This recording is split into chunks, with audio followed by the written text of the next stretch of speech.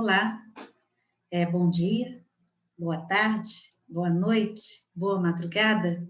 O importante é que nós estamos juntos em mais um vídeo para continuar aprendendo na Palavra de Deus.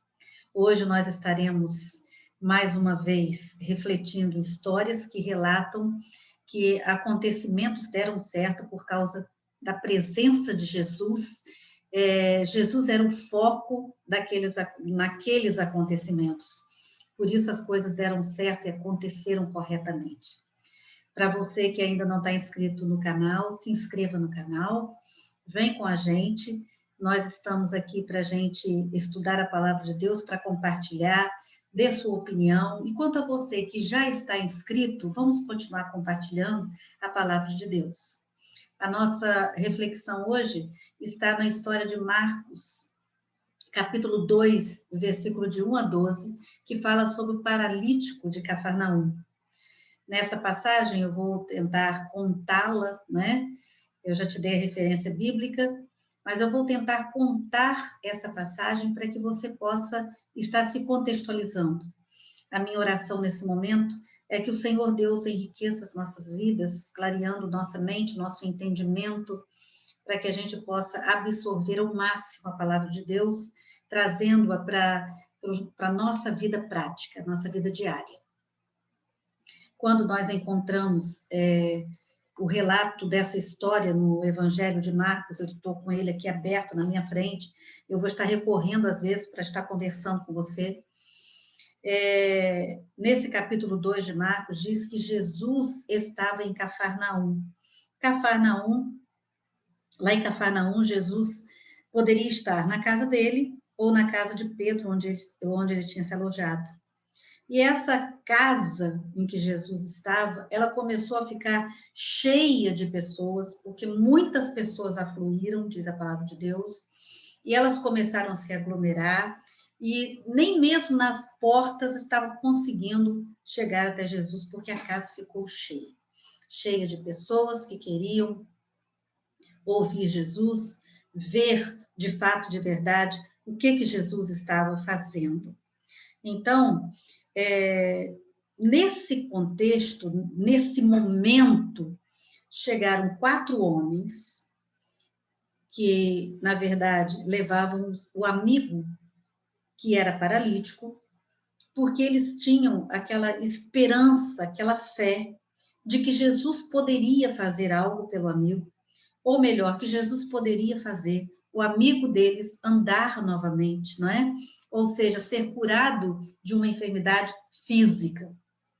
É interessante que a palavra de Deus diz aqui que, como eles não podiam se aproximar, porque tinha muita gente na casa, eles descobriram o telhado, não é? Pelo telhado da casa, esse eirado, ele era plano, e através desse eirado, que na verdade é um terraço, uma cobertura plana, por uma escada externa, eles poderiam ir até o espaço, a esse espaço adicional, e lá então fazer com que o seu amigo descesse exatamente na posição em que Jesus estava. Eles não mediram esforços, não mediram suas habilidades, o importante para eles é que Jesus estivesse com o amigo e trouxesse ao amigo a cura tão desejada. E eles, então, fizeram isso, fizeram o que eles puderam fazer para ajudar aquele amigo. É claro que, por mais plano que fosse o telhado, e que por mais tranquilo que fosse o acesso na lateral da casa, mesmo assim eles estavam conduzindo, transportando um paralítico, ou seja, isso requeria força, requeria determinados cuidados, requeria estratégias para que também chegasse aquele homem até Jesus. E eles conseguiram essa proeza, né? E quando ele chegou até Jesus, Jesus olhou para aquele homem, e é interessante o que Jesus diz para ele. A palavra de Deus diz que Jesus olhou para ele e diz assim: filho, os teus pecados estão perdoados. Jesus falou isso depois que ele viu a fé daqueles homens, depois que ele viu a fé também do paralítico, que aceitou ser conduzido até ali. Mas, quando Jesus disse isso, os escribas, os estudiosos da lei, eles começaram a falar, a razoar no coração deles, por que Jesus estava falando daquele jeito? Por que Jesus estava falando daquele modo? Porque só Deus poderia curar, não é? Só Deus poderia, melhor dizendo, eles diziam assim, quem pode perdoar pecados senão um que é Deus? Eles não estavam errados. Na verdade, eles consideravam o que Jesus estava fazendo como uma blasfêmia contra Deus, se colocando no lugar de Deus. E nesse olhar crítico deles, eles não estavam errados naquele momento. Mas Jesus, a gente vai observar que Jesus considerou muito a determinação daqueles amigos, a persistência deles em quererem chegar até Jesus. E Jesus, dentro de uma visão judaica, fica compreendido para todo mundo que Jesus também compreendia que o perdão dos pecados deveria preceder a cura física. Independentemente daquela doença ter sido consequência de um pecado, não é? Jesus foi ao centro, ao cerne da questão. Então, são pontos que nós precisamos estar atentos e pensar que esse Jesus que estava aqui curando o paralítico em Cafarnaum, nessa casa superlotada, é o Jesus, Filho de Deus, que morreu na cruz por causa de mim, por causa de você, ou seja, ele é o mesmo Jesus, ele é o mesmo Deus que está em nós, entre nós. Então, Jesus viu que ali havia pecado que precisava ser perdoado. Por quê? Para Jesus, o pecado que trazia para ele o peso sobre a alma, o problema físico que fazia com que ele não andasse, de qualquer forma, era um mal que estava sendo manifestado nele. Eram efeitos de um mal. E como Jesus trata a nossa integralidade, não é, do ser humano, Jesus queria tratar daquele homem de uma forma inteira, na sua integralidade. Jesus queria fazer com que aquele homem, ao sair da presença dele, fosse completamente restabelecido. E quando os escribas começaram, né, a falar, a dizer, como eu já disse para vocês, eles não estavam errados diante do que eles estavam falando. Mas Jesus precisava evidenciar de uma forma visivelmente, para que todos vissem a autoridade dele e a capacidade dele para conferir aquele perdão que ele estava dando. Então, o que Jesus faz nesse momento? Jesus não discute o que eles estavam falando, o que eles estavam levantando, de jeito nenhum. Jesus, naquele momento, faz uma coisa que mostra de forma eficaz a prerrogativa divina de Jesus para perdoar pecados. Olha só, eu não li a passagem, mas eu vou ler esse pedacinho para você. Diz assim: Jesus, percebendo logo por seu espírito que eles assim arrazoavam, disse-lhes: por que arrazoais sobre essas coisas em vosso coração? Qual é mais fácil? Dizer ao paralítico: estão perdoados os teus pecados? Ou dizer: levanta-te, toma o teu leito e anda? Então, Jesus levanta um questionamento sobre o que era mais fácil fazer. E, ora, para que saibais que o Filho do Homem tem sobre a terra a autoridade para perdoar pecados, disse ao paralítico: eu te mando, levanta-te, toma o teu leito e vai para a tua casa. Primeiro Jesus perdoou os pecados e depois Jesus o mandou levantar, tomar a própria cama dele e ir para a casa dele. Todas as pessoas se admiraram, deram glória a Deus, dizendo: jamais vimos coisas assim.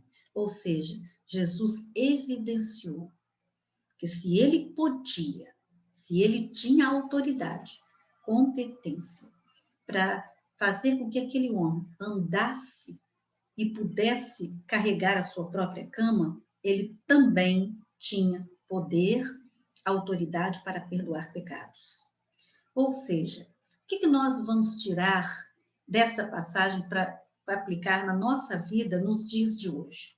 Você poderia me dizer, eu não sou paralítico, eu não estou em Cafarnaum, não é? Jesus não está aqui de uma forma numa casa carregada de pessoas. Isso não está acontecendo, mas eu posso dizer para você o seguinte: o mesmo Jesus que estava lá é o Jesus que nós buscamos hoje. O mesmo Jesus que mostrou autoridade para perdoar pecados é o Jesus que nós divulgamos e falamos dele.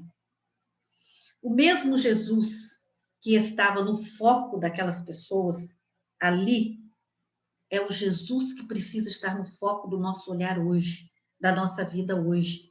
Porque as coisas deram certo naquela casa porque Jesus era foco. Jesus era a pessoa de quem eles esperavam algo naquela casa. Será que nós temos esperado algo de Jesus? O que é que nós temos esperado? Às vezes nós esperamos a cura física apenas, não é? Ali naquela casa não havia lugar para o egocentrismo. As pessoas estavam cuidando do outro, aqueles amigos, principalmente, eles estavam cuidando do outro, a ponto de descobrir no telhado um lugar para levar aquela pessoa até Jesus. Será que nós temos vivido com Jesus de tal maneira que a gente fala dele para o outro, que a gente, com as nossas ações, nós mostramos que temos aprendido com ele?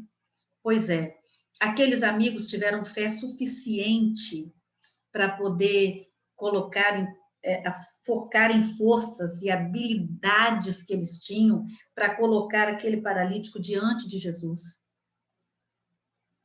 Naquela casa, eles cultivaram a fé. Será que nós temos tido fé? De que forma temos andado com a nossa fé, não é? Tudo deu certo porque aqueles amigos confiaram em Jesus, aquele paralítico confiou em Jesus. E nós precisamos também confiar em Jesus. Aquela atitude de levar o amigo por cima de um telhado, descobrir o telhado, descer aquele homem até Jesus, teria sido uma coisa fracassada. Os sentimentos teriam sido horríveis se Jesus não estivesse lá para tratar daquele homem, ou melhor, que o coração de Jesus não estivesse disposto a cuidar daquele homem. Mas a gente percebe que o nosso Deus, quando nós temos fé, ele se aproxima de nós. Ele faz por nós muito mais do que nós pedimos. Eles queriam a cura física, mas Jesus primeiro tratou da sua alma. Eu quero perguntar a você, para finalizar o nosso vídeo, quais são ou qual é a sua maior necessidade para apresentar Jesus? Você poderia me dizer, eu já tenho apresentado, mas Jesus não me responde. Ou será que Jesus está tratando de algo que você não vê, não está conseguindo perceber, mas que precisa ser tratado para você poder fruir de uma vida inteira pela fé com Jesus? Porque Jesus quer olhar o todo, ele não quer olhar apenas parcialmente as suas necessidades. Então, que você possa pensar como você está se relacionando com Jesus. Quais são os momentos? É sempre? Porque a palavra de Deus diz para nós que nós devemos buscar o reino de Deus e a sua justiça em primeiro lugar. E as outras coisas serão acrescentadas para nós. Será que nós temos feito isso? Ou será que o reino de Deus fica em segundo lugar? Terceiro, quarto? Qual é o lugar que fica o reino de Deus nas nossas prioridades? É a prioridade central? Nós estamos realmente nos focando no que Jesus fez e no que ele pode fazer pelas nossas vidas? Reflita nisso e tome uma decisão hoje.